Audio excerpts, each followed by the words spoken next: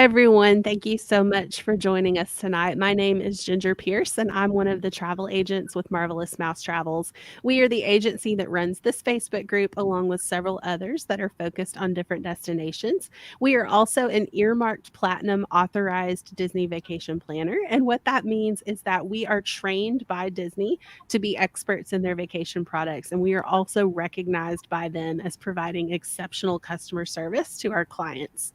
Welcome to Sundays with MMT. This is a weekly live agent panel video series that we do in one of our Facebook groups every Sunday night at 8 p.m. Eastern. And we're really excited to be here in our Disney Cruise Line group tonight to talk to you about the Disney Fantasy. So we have a lot of information that we're going to share with you about this beautiful ship, but we would also love to take any questions that you may have. So we will come back and take questions at the end of our time together. So if at any point you think of a question, feel free to go ahead and drop that into the comments and we will get all of those later. We are using a platform called StreamYard to go live this evening, and it may ask that you approve it to display your username and profile picture if you want to post a comment. Just know that you can decline that permission and you can still post anonymously and allow us to interact with you. So I'm joined by two of our marvelous agents. Ladies, thank you so much for being here with us tonight. And if you would take just a second to tell everyone your name, how long you've been with the agency, and the best way for people to reach out to you if they're interested in planning a cruise. Hi, everybody. I'm Sonia. I've been a master planner with Marvelous Mouse Travels for 5 years. The best way to reach me is at my email, sonia@marvelousmousetravels.com. Hi, everyone. My name is Erin Sudemeyer, and I've been with Marvelous Mouse Travels since 2017. Facebook is probably the easiest for you to jot down quickly. It's eSudoMMT, as the rest is a little bit lengthy. But feel free to reach out to me. Once you go to my Facebook page, it'll have both my email address, phone number, et cetera, et cetera. And again, my name is Ginger, and I am a master planner as well. I have been with the agency since 2018, and the best way for you to reach out to me is to visit my blog, which you can find at gingermmt.com. That has links to all of my different social media platforms from that one location. So, Disney Cruise Line is, in the industry, one of the industry standards in terms of, providing an exceptional vacation experience to clients. And that is whether you are an adult cruiser or whether you are a child and this is your first ever cruise. They really obviously do specialize in family vacations, but they also have a lot to offer for everyone, whether you are a seasoned veteran cruiser or this is going to be your first ever cruise. And, we were talking about this when we were kind of preparing for tonight. We were talking about the different kind of divisions within Disney Cruise Line. And so there's really kind of two groups, and there's about to be a third when the brand new Disney Wish, makes its maiden voyage in, I believe, June of this year. But we're going to be talking about the Disney Fantasy tonight, and its sister ship is the Disney Dream. So a lot of the things that we will be sharing about the Fantasy tonight would also be true for the Dream as well. So if you're kind of thinking about, maybe a Bahamian cruise or something like that, and you're looking at the Dream, many of the things that we're going to say about the Fantasy tonight would also apply there too. But ladies, let's start with what is typically everybody's favorite topic when we're talking about any destination that we plan for, and that is food. So what dining options are available on the Disney Fantasy?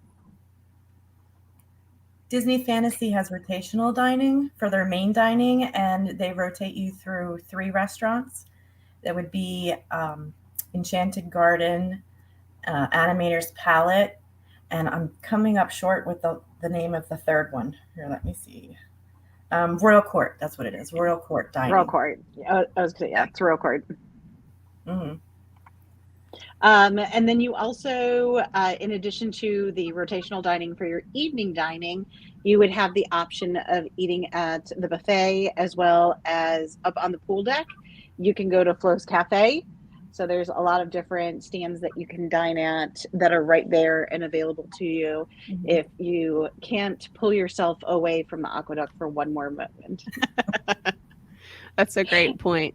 And I mean, Yeah. that's one thing that people do love about cruises is that all-inclusive nature of it, knowing that your food is already taken care of and that you have, multiple options. And I feel like Disney really kind of levels it up when it comes to food. Like they give you so many different things to choose from. And that probably is because they know that they are catering to families with children. And let's be honest, children can be notoriously picky when it comes to food. And so the more options you have, the happier everybody is going to be. Yeah, And and I I feel think that's a good like, thing. sorry, I didn't mean to step on you. No, I go feel ahead. like we should talk a little bit about the rotational dining when we say Yeah. that, because if you've only been on a traditional cruise and you've never been on a Disney cruise, you might not know what that experience is all about. And we mentioned the three different restaurants, but Mhm. basically, when you're on a cruise, you eat with the same people every night in the same dining room. with the And you same. have the same servers every night, and they get to know you and they know what you like. And for the kids, those servers are going to follow you from restaurant to restaurant. So whether it's the adult beverage that you're looking for at the end of the day and they already have it there and waiting for you, or if it's something like, oh my gosh, my children like chocolate milk instead of white milk, and they're always going to have nuggets to start with, well, they'll know what your kids like, and sometimes they'll already have those things going for you. So your Mhm. server will actually rotate with you to the different restaurants. And it's a family cruise, so if you do happen to bring your family on the ship and your husband and you enjoy a glass of wine with dinner, then you can go ahead and order a bottle. If you do not finish it in that dinner, no big deal. They go ahead and cork it for you. And not only does your server turn up at your next rotational dining experience, but so does your bottle of wine. Mhm. So even though you're moving from different experience to different experience on that rotational dining, you still have some of those same common functionalities that will go with you. And those dining experiences are fantastic. The Mhm. last time that I was on the ship, when we were at the Enchanted Garden, the characters came in and did a song and dance for us. And that was, just a few months ago, and it was fantastic. And then, in addition to those three dining routines that you go through in your rotation, if you're an adult, you can also eat at Palo or Remy. Mhm. And that leads perfectly into, segue into the next question. And that is which dining options are included in your cruise fare and which ones are going to be an extra cost? The main So, rotational dining, oh, sorry, no, is you in, go ahead.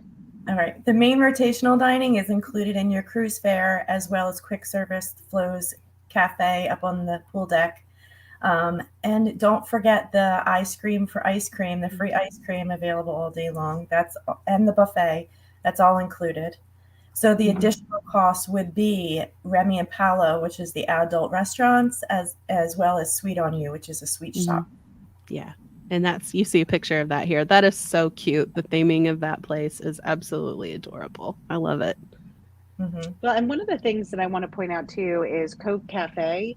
And we mentioned that the cruises are good for both families and Mhm. for every type of cruiser. So if you're adults only going on these ships and you just love the hospitality given by Disney, and you think, oh, it's just for young kids or just for families, there are definitely things that are adults only beyond Mhm. Paulo and Remy on the ship, including a pool deck that is specifically for adults only. Mhm. And that brings me to the Cove Cafe, which is right there near the adults pool.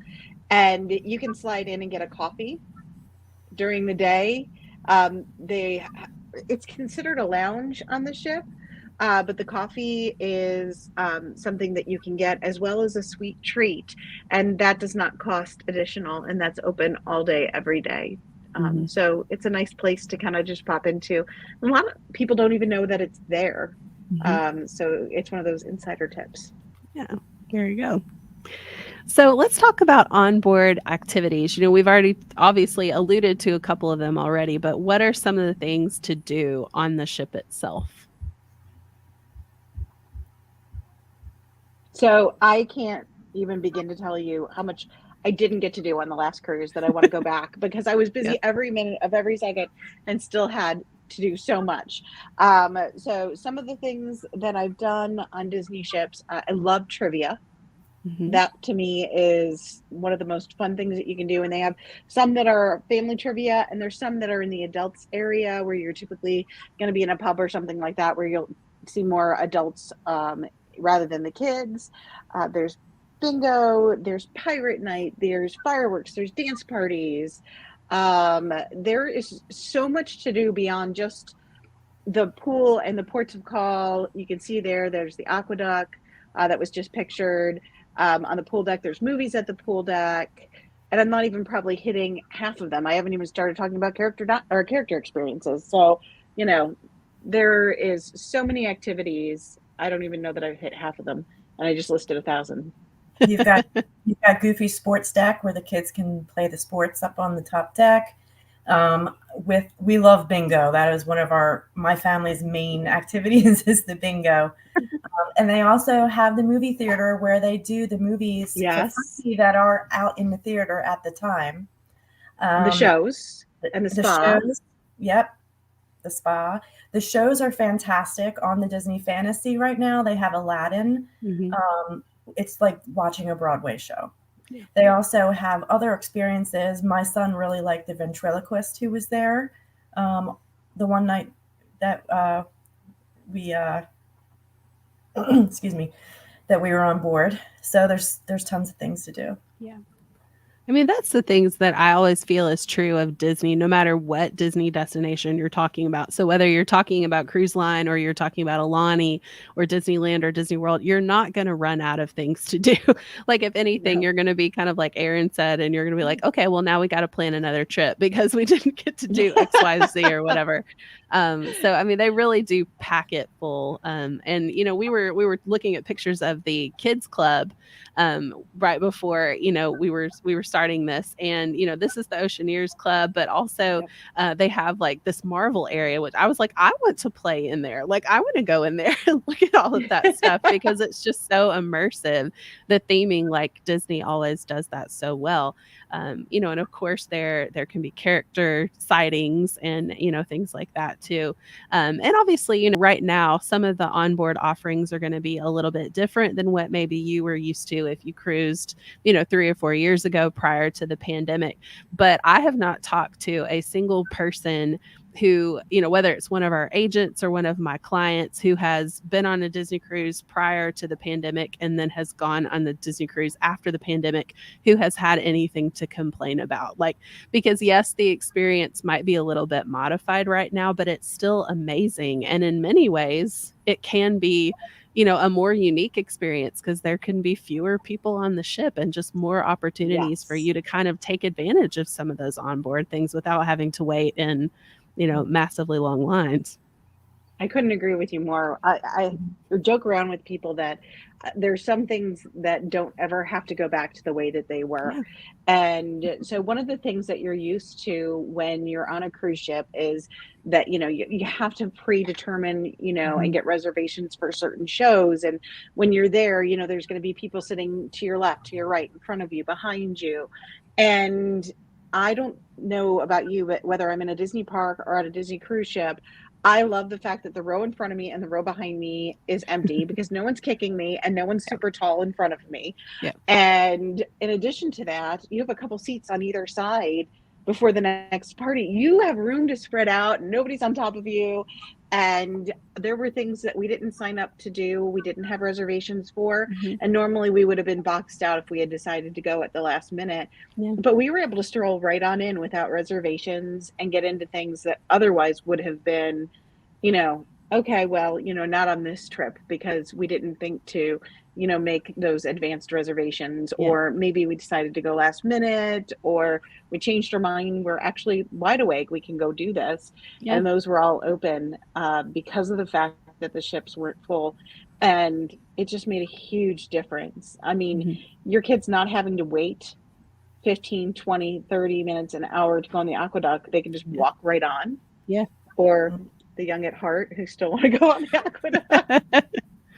Right. I went over and it was like between like the 10 and the 0, and it was just the 0. And I'm like, I'm sorry, how long is the wait? Because I think it's like off pace. They're like, we don't have a 0 button. We've never had a 0 minute wait, and it's 0 minutes. So we're just putting it between the 1 and the 0. And I'm like, okay. Good enough. Okay. I'm going to walk right up there and get on again. That's right. That's right. I mean, and it's true. Like that's probably not an experience that you're going to get to have for that much longer, as people get more and more comfortable traveling again, and as, people start to just make the decision that, it's time to plan another vacation, you're going to see those capacities, I think, start to increase. And so it is kind of the golden opportunity right now, if you're comfortable cruising, for you to get to do some of those things without having to wait, like you would have in the past. So let's Very talk much so. about staterooms for just a second, and the different stateroom Yes. options that are available, because Disney's staterooms are unique in some ways compared to other cruise lines that you may have been with. So what types of staterooms can people find on the Fantasy? Anything So from you're going to have your basics. You're going to have your concierge. You're going to Mhm. have your interiors and everything in between. You're going to have your verandas. You're going to have your um, ocean view. Mhm. My favorite is the family stateroom with the oversized ocean view veranda. That is Mhm. my go-to.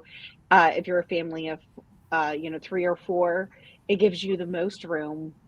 It is in a spectacular location. It's got the split bath.